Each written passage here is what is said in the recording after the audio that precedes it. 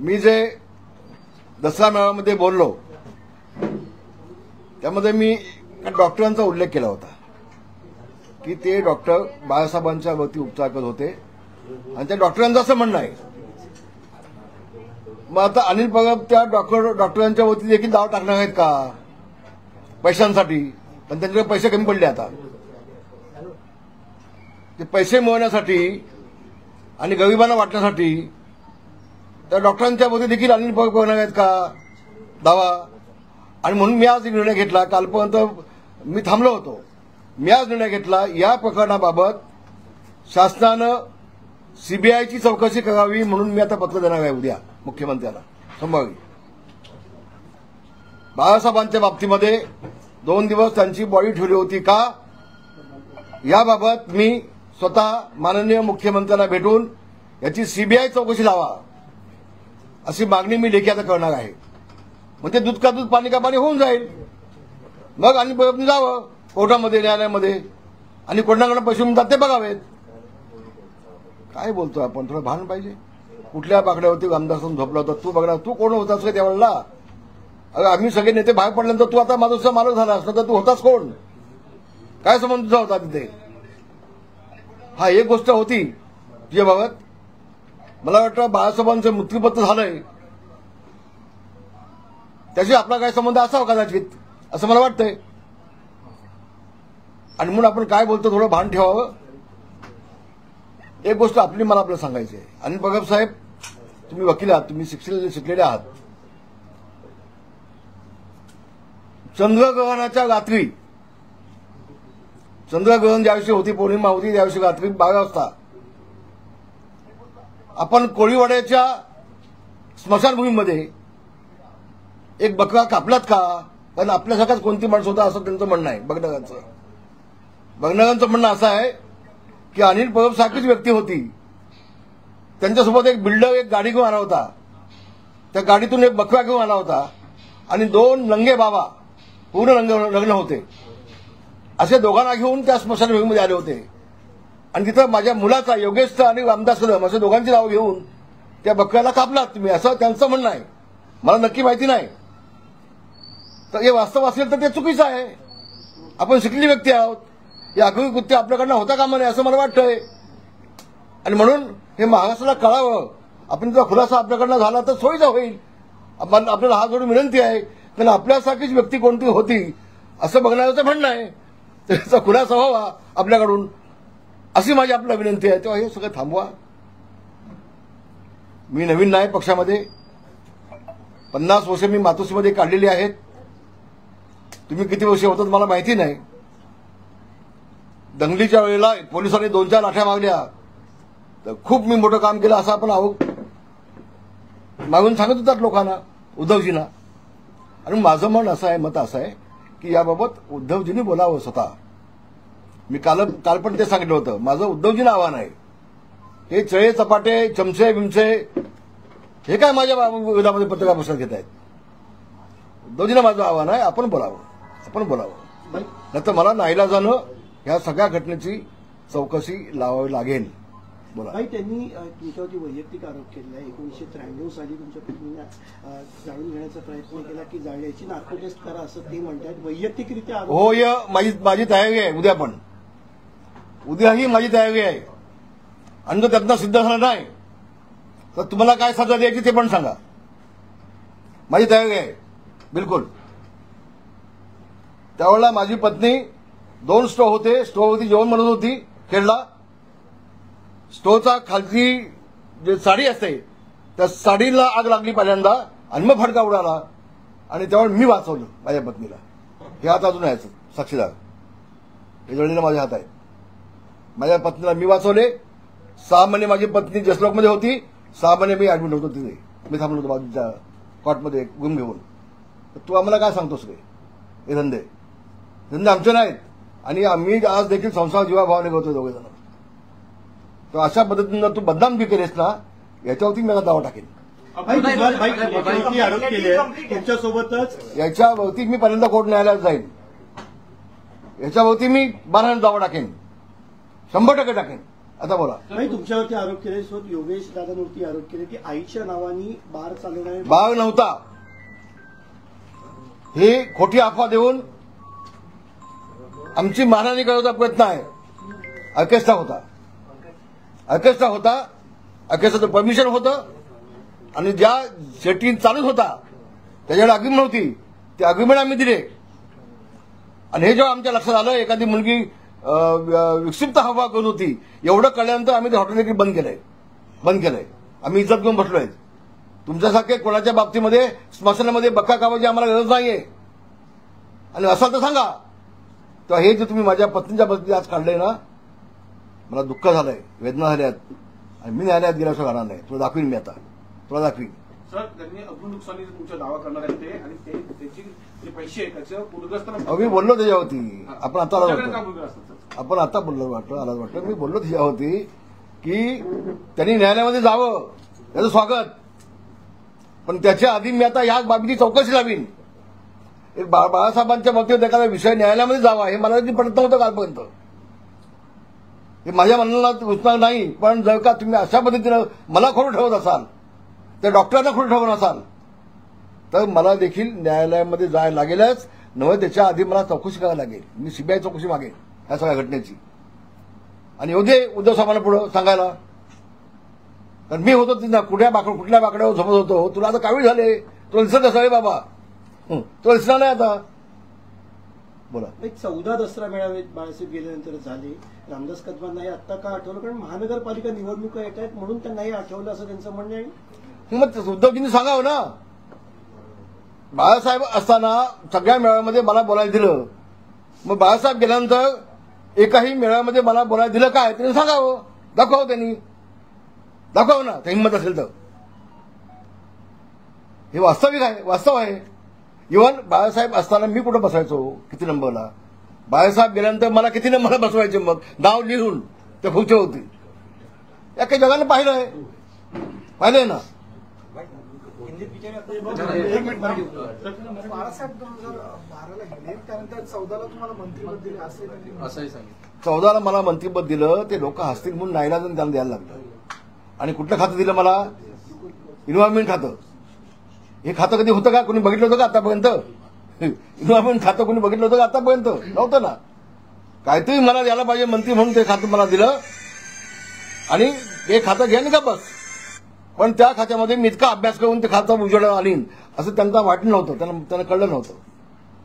त्या खात्यात देखील मी अभ्यास करून घेतला आणि महाराष्ट्राला न्याय दिला. प्लास्टिक बंदीसारखा निर्णय घेतला ना मी.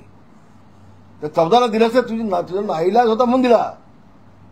पण नंतर तू दिवाकर रावते, रामदास कदम यांना बाजूला ठेवून अपक्षानं काय घेतलं ते सांगा ना. मग अपक्षांचा या पक्ष वाढवण्यासाठी काय संबंध होता?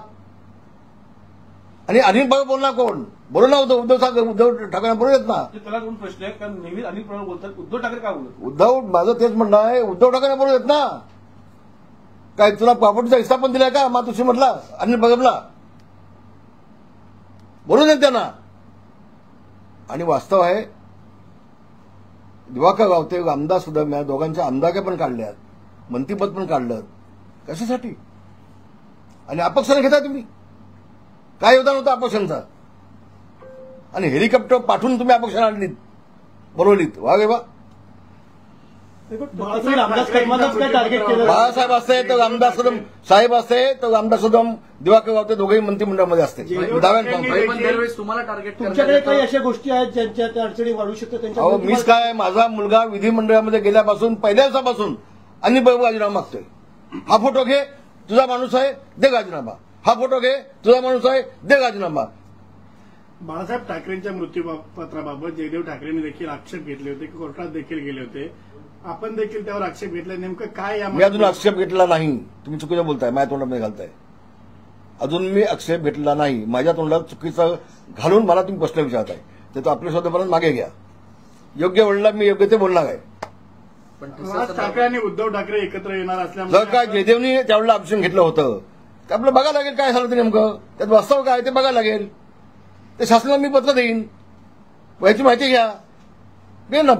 काय अडचण? राज ठाकरे आणि उद्धव ठाकरे एकत्र येणार असल्यामुळे निवडणुकीच्या पार्श्वभूमीवर बाळासाहेब ठाकरे यांच्या मृत्यूपत्राबाबत किंवा 2 दिवस मृतदेह बाहेर ठेवला असं आपण म्हटलं. हा जो काय शिंदे गटाचा बाहेर ठेवला सुपडा साफ नव्हता, होणार. बाहेर ठेवला नव्हता. शिंदे गटाचा सुपडा साफ होणार आहे की उद्धव ठाकरेंचा महाराष्ट्र झालाय, पूर्ण सुपडा साफ झालाय, काय शिल्लक नाही. आणि ज्या मराठी माणसाला 30 वर्षांमध्ये मुंबईच्या बाहेर ज्या उद्धव ठाकरेंनी घालवलाय, तो मराठी माणूस या उद्धव ठाकरेचा सुपडा साफ करण्याचा घालणार नाही. मी विश्वासाने बोलतोय. काय केलं मराठी माणसासाठी? ज्या शिवसेना प्रमुखांनी मराठी माणसाच्या न्यायासाठी झगडणारी शिवसेना या घोषवाक्यांनी शिवसेनेला जन्म दिला. 30 वर्ष तुझ्या हातामध्ये महानगरपालिका होती. 30 वर्षामध्ये तू मराठी माणसासाठी काय केलं याचं मला उत्तर दे, आणि मग कोणाचा सुपडा साफ होणार आहे कळेल. बोला. त्यांनी असे आरोप केले का एकनाथ शिंदेने जेव्हा बंड केला होता तेव्हा तुम्ही अनेक चॅनल फोन दिले होते का उद्धव ठाकरेंनी साथ मी कधीच सोडणार नाही, आणि आज मात्र एकनाथ शिंदे बरोबर. मी असं कधी बोललो नाही. मी त्यावेळेला ढसासा घडलोय आणि उभ्या महाराष्ट्राने पाहिलंय. हा चमचा बोलणार कोण आहे? हे बोलू नाही उद्धव ठाकरेंना, बोलू देत ना, बोलू देत ना. आणि म्हणून उद्याच्या सोमवारी मी स्वतः मुख्यमंत्र्यांना भेटेन. मी याबाबत सगळी चौकशी व्हावी, सीबीआयची चौकशी लावा, तेही पाहीन. आणि माझ्या पत्नीच्या बाबतीत जो बोलला आहे, मी आज आपल्याला सांगतोय, मी न्यायालयामध्ये जाणार. जी मानहानी माझी महाराष्ट्रामध्ये केली, अजून माझी पत्नीच जाईल त्याच्या विरोधामध्ये, माझी पत्नीच जाईल. अरे तुम्ही कसले राजकारण आहे? असे महिलांचे, बायकांचे, कुणाच्या आणि कुणाच्या आईचं बदनामी करून तुम्ही राजकारण करायला लागलात.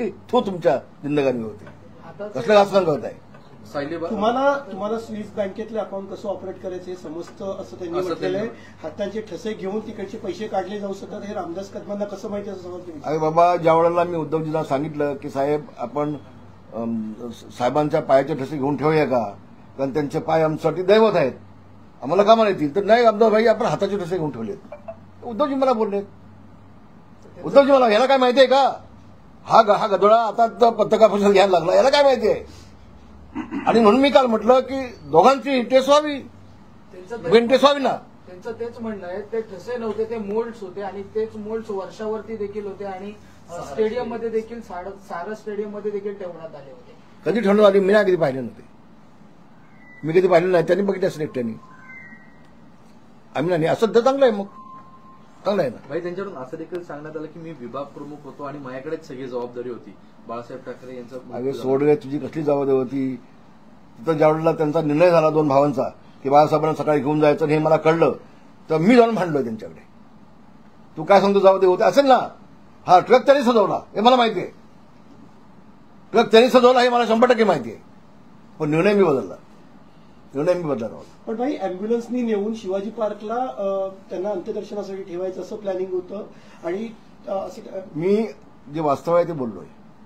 त्यानंतर मी उद्धवजींच्यावरती गेलो, मातोश्री आतमध्ये मी भांडलो त्यांच्याकडे. म्हटलं साहेब आमचे आहेत आणि आम्ही गपचूप अँब्युलन्समध्ये घेऊन जाऊन देणार नाही, आम्ही ट्रकमधून साहेबांना घेऊन जाऊ. मला म्हटलं ठीक आहे, तुम्हाला जे योग्य वाटतं तुम्ही करून घ्या. हे बोललेत उद्धवजी त्यावेळेला, बोललेत. तो असं विभाग मग ना, ज्यावर रामदास आज विभाग मग काय? आज तू मातोश्रीचा मालकच झालायस. तेव्हा तू विभाग मग होतास, आज तू मातोश्रीचा मालक झालायस. तूच पत्रकार परिषद घेतोय. बोलू दे ना उद्धवजीला, बोलू देत ना. कुठले मोल्ड आहेत, काय काढलेत मोल्ड, ते एकदा बघू दे, बघेन एकदा जाऊन. चांगलं असेल तर रामदास कदम बाकडा शोधतोय मी असं. लवकर शोध, उशीर होईल ना आता शोधायला. अरे मातोश्रीमध्ये सोफे आहेत, ऑफिस आहे आतमध्ये. आतमध्ये सोफा आहेत, 2 सोफे आहेत समोर आतमध्ये. एका मी काय नवीन माणूस आहे? नवीन माणूस आहे मी? कोणा सांगतोस तू? आता मी सोफ्याच्या ऐवजी बाकडा म्हणला असेल. आहेत ना सोफे आतमध्ये, आहेत ना.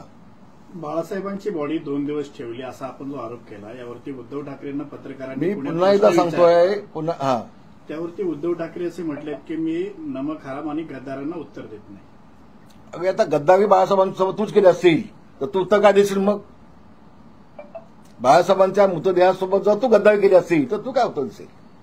आणि नमक हराम कोण आहे? तू किती मीठ आमच्याकडनं खाल्लंयस? उद्धव ठाकरेंनी किती नमक आमच्याकडनं खाल्लंय तो विसरला असेल. आम्ही नाही विसरलो, कारण आम्ही नमक देऊन दिलेलं आहे. नमक हरामी तू केलेस, आम्ही काय केली सांगावं? नमक नाही घेतलं आमच्याकडून, मीठ नाही खाल्लं आमचं. उद्धव ठाकरेंनी आपण सांगितलं की शिवसेना पक्ष माझ्याच आहे, निवडणूक आयोगाला अधिकार नाही चिन्ह आणि पक्ष देण्याचा.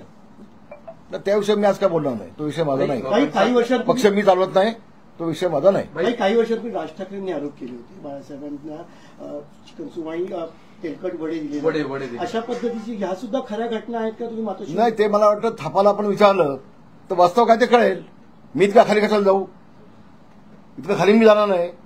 पण थापा अजून जिवंत आहे, थापाला आपण विचारलं, त्याची स्टेटमेंट घेतली तर वास्तव आपल्याला कळेल काय ते. भाई पण सायली म्हणजे राज ठाकरे बोलले त्यामध्ये किती तथ्य आहे की नाही हे कळेल ना तुम्हाला. भाई सातत्याने आपल्या पत्नींवरती आरोप करण्यात आहे. सायली बार रेस्टॉरंटच्या वेळेस पण म्हणजे रामदास भाईंसंदर्भात दुसऱ्या काही गोष्टी मिळत नाही म्हणून कौटुंबिक विषय काढले जात आहेत.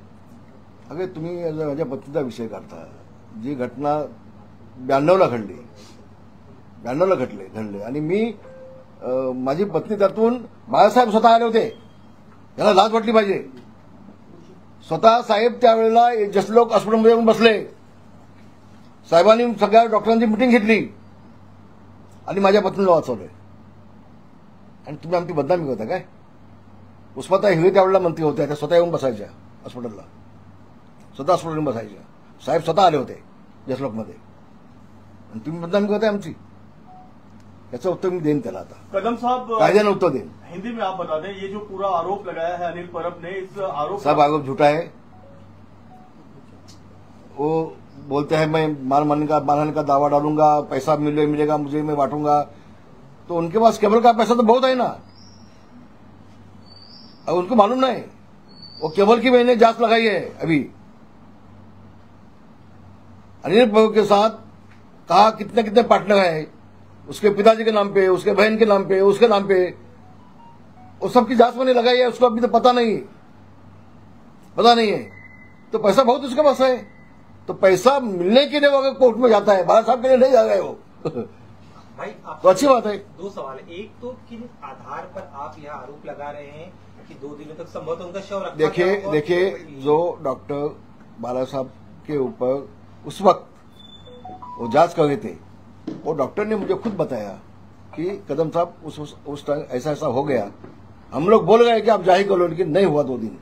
वो डॉक्टर ने मुझे बताया, मैंने बोल दिया.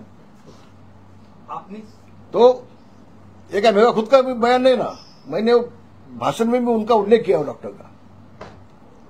तो उन लोग डॉक्टर को पूछना चाहिए ऐसा क्यों बोला भाई, बोलना चाहिए, पूछना चाहिए. कल अभी छोड़ो, अभी मैं इसकी जांच करने के लिए लगाऊंगा. सीबीआई की जांच होनी चाहिए उसकी. तो दूध का दूध, पानी का पानी हो जाएगा. फिर ये वहां से कोर्ट में जाके क्या करते हैं मैं देख लूंगा ना. सीएम साहब को पत्र भी लिखने वाला भी तो खुद जाके मिलूंगा, मैं खुद जाके मिलूंगा. सर, इसमें एक इम्पोर्टेंट बात यूबीटी के नेता हाईलाइट कर रहे हैं कि ये मामला अभी क्यों उठाया जा रहा है, जबकि उनकी डेथ हुए 12-13 साल हो गए. तो जब मेरी पत्नी का 93 में हुआ था, तो अभी क्यों निकाला उसने? वो जो वाकया हुआ था वो 93 में हुआ था, 92 में हुआ था. ये तो 10 साल हुए अभी. तो 40 साल पहले की बात. अभी तू था जब भी देखने को गांव में क्या हुआ था, अनुभव था जब ये गांव में खेड़ में, उस वक्त गाड़ी भी नहीं थी मेरे पास. मेरे मिसेस को मुंबई में लाने के लिए उस वक्त गाड़ी भी नहीं थी. क्या किया मेरे जान को मालूम है नहीं. तो तू क्या बोल रहा है, नमक चढ़ा है हमें जख्म के ऊपर.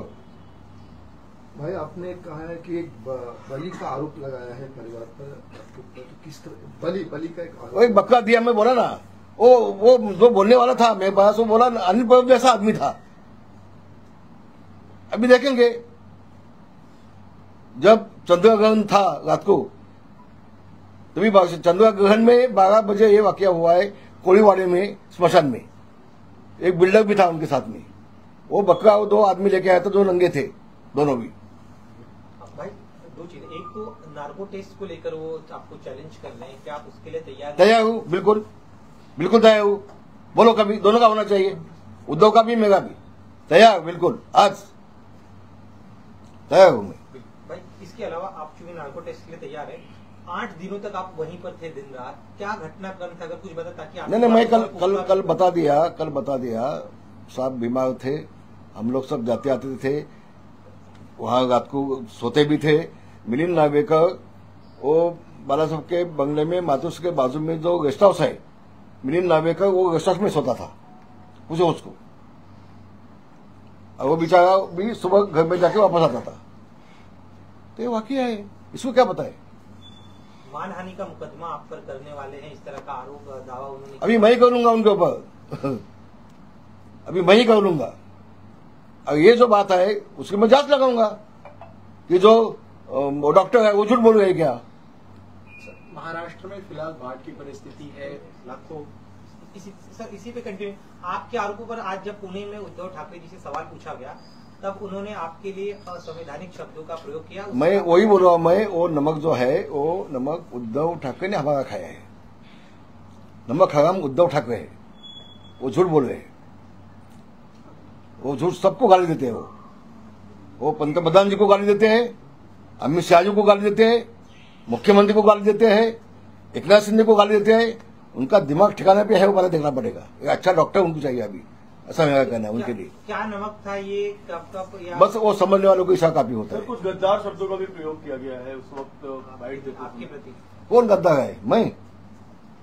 अरे जब गाने गया पार्टी से तब 1 साल ये उद्धव ठाकरे मुझे गाड़ी के सामने पहले सीट पे बिठा था, फिर भाई नहीं करता माधुसर में। तो गद्दा होता तो मुझे क्यों बिठाता था ऊपर सामने कुर्सी पे? तुम्हारा जान बचाने के लिए मुझे बिठाता था आगे। वो भूल गए दिन, आज मैं गद्दा हो गया। गद्दारी बाला साहब से किया है उद्धव ठाकरे ने। मुख्यमंत्री बनने के लिए सोनिया गांधी के पाव के पास जाके बाला साहब की शिवसेना गिरवी रख दी इसने। गद्दार ये है। हम लोग कैसे हो सकते हैं? हम लोग कैसे हो सकते हैं? किसी नेता ने कहा है कि नगर समिति का चुनाव आ रहा है, कुछ समय कुछ पहल कर चुके हैं, ये सारे षड्यंत्र उसी के दावे पे की जा रही है, नेतागिरी की। कुछ नहीं, वो कॉर्पोरेशन का इसका कुछ संबंध नहीं। कॉर्पोरेशन में तो उसका साफ होने वाला है, कुछ बचने वाला नहीं। थोड़ी बहुत इज्जत बाकी है ना अभी, थोड़ी बहुत, वो भी होने वाली नहीं है। सब साफ हो जाएगा। वो जितना सबको गाली देगा ना उतना साफ हो जाएगा वो, बिल्कुल। बाढ़ परिस्थिति की वजह से जो हजारों किसानों का नुकसान हुआ है, कुछ सवाल नहीं। उसी से रिलेटेड है। तो सीएम को पूछ लो, डेप्युटी सीएम को पूछ लो, मेरा ये नहीं है। या पद्धतीने म्हणजे या अधिवेशनामध्ये 2 खुलासे कदम कुटुंबियांसंदर्भात अनिल परबांनी केले। ते म्हणतात की येणाऱ्या अधिवेशनामध्ये याच्यापेक्षाही गंभीर खुलासे आहेत, ते आम्ही करणार। तू पर्यंत बघतोय का आपल्यास का ते सांग, हा की नाही सांग, तू होतास का ते सांग पर्यंत। अरे कसले आरोप करताय तुम्ही? अख्ख्या मंत्रिमंडळामध्ये फक्त एकटा योगेश कदम तुम्हाला दिसतो, फक्त रामदास कदम तुम्हाला दिसतो। पहिल्या दिवसापासून फक्त योगेश कदम, फक्त योगेश कदम। फोटो दाखवायचे राजीनामध्ये, फोटो दाखवायचे राजीनामध्ये। तुझ्या बापाचे अवकाश आहे, ठेव राजीनामध्ये। तुला राजीनामा पाहिजे म्हणून द्यायला का? अख्खा मंत्रिमंडळ राहिलं तो मागला कोणाचा? ते नाही का होत? आणि म्हणून ही फक्त नौटंकी आहे, सुडाच्या भावनेनं काम केलं जाते, सुडाचं सूड। कदम कुटुंबियांच्या वरती सूड होण्यासाठी, योगेश कदमला पाडण्यासाठी उद्धव ठाकरेंनी जंग पछाडले, जंग पछाडले। अख्खा महाराष्ट्र गुण स्वतः खेडमध्ये आले होते। योगेश कदम आमदार असताना त्याला बाजूला ठेवून त्याच्या कार्यकर्त्यांचे राजीनामे घेतले आणि माजी आमदाराला सगळा फंड दिला आणि त्याच्या त्या पदाधिकाऱ्यांनी नेमून टाकलं। आमदार असताना देखील सगळे प्रयत्न केले योगेश कदमसाठी, तरी देखील योगेश कदम निवडून आला। आता विधिमंडळामध्ये आला, राज्यमंत्री झाला, त्यांच्या नाकावर ठिचून ते त्यांना सहन होत नाही। म्हणून सोडाच्या भावनेनं योगेश कदमच्या पाठी पडलेत ते विधिमंडळामध्ये। असं कधी होत नाही। मी पुन्हा सांगतो, मी पण 32 वर्ष काढली विधिमंडळामध्ये, पण बिगर नोटीस एखादा आमदार आरोप करतोय आणि अध्यक्ष फक्त बघतोय, असं कधी होत नाही। मी अध्यक्षांची माफी मागून सांगेन, हा नियम आहे। 35ची नोटीस दिल्याशिवाय आरोप करता येत नाही कुठल्या मंत्र्यावरती, हा नियम आहे। मग अध्यक्ष महोदयांनी त्यांना का अडवली नाही? हा माझा प्रश्न आहे अध्यक्षाला। किंवा कामकाजात ते का काढलं गेलं नाही? याचा अर्थ मी नेमका काय लावायचा मला कळत नाही का? मी नवीन माणूस आहे का? बालासाहेबांच्या शेवटच्या दिवशी मी स्वतः तिथे 24 तास उभे होतो। डॉक्टरांची पूर्ण टीम होती। तू कशाला खोटं बोलतोय? अनिल भगत धादांत खोटं बोलतोय। शेवटच्या दिवशी कोण कोण डॉक्टर होते त्याची नावं सांगावी, चला त्यांनी। शेवटच्या दिवशी कोण कोण डॉक्टर होते त्याची नावं जाहीर करून टाकावी, चला। त्यांनी डॉक्टरचे नाव विचारले, डॉक्टरांची नावं त्यांनी सांगावी। तो होताच की नाही डॉक्टर सोबत? तो त्यांनी नाव सांगावी। भाई क्या इस संदर्भ में आपकी शिंदे जी से बातचीत हुई है? नहीं। उनका क्या कहना है? नहीं, आप नहीं उनके बात। मंच पे उनके सामने आपने ये बात रखी थी? नहीं, बातचीत नहीं हुई, बातचीत नहीं हुई। ओके, धन्यवाद। सर, उन्होंने एक सवाल ये भी कहा कि एकनाथ शिंदे जी क्यों चुप है, उनको बोलना चाहिए। रामदास कदम जी के इस आरोपों पर, बाला साहेब के आरोपों पर शिंदे जी क्यों चुप है, उनका ये भी कहना। उद्धव ठाकरे चुप क्यों है? उद्धव ठाकरे चुप क्यों है? मैंने तो ये कहा था कि वो डॉक्टर ने मुझे कहा कि ऐसी की बात कदम था हुई, ये बात बोला मैं, ये बात बोला था, तो वो चुप क्यों है? उद्धव जी बोलना चाहिए ना, उद्धव ठाकरे मुख खोलना चाहिए ना. मराठी शेवट उद्धव ठाकरे त्यांचं म्हणणं असं की एकनाथ शिंदे त्याच्यावरती गप्प का आहे, एकनाथ शिंदेना हा विषय मान्य आहे का? होय, मान्य आहे, मान्य आहे. मीटिंग झाल्यानंतर स्वतः एकनाथ शिंदे मला फोन केला होता, आणि मान्य न होता प्रश्न कुठे येतो? प्रश्न येतो कुठे? तो हा म्हणतो शेवटच्या क्षणापर्यंत मी डॉक्टर मी होतो. कोण डॉक्टर होते सांग मला तू. गप्प काय गप्प काय बोलत मी नेता आहे पक्षाचा,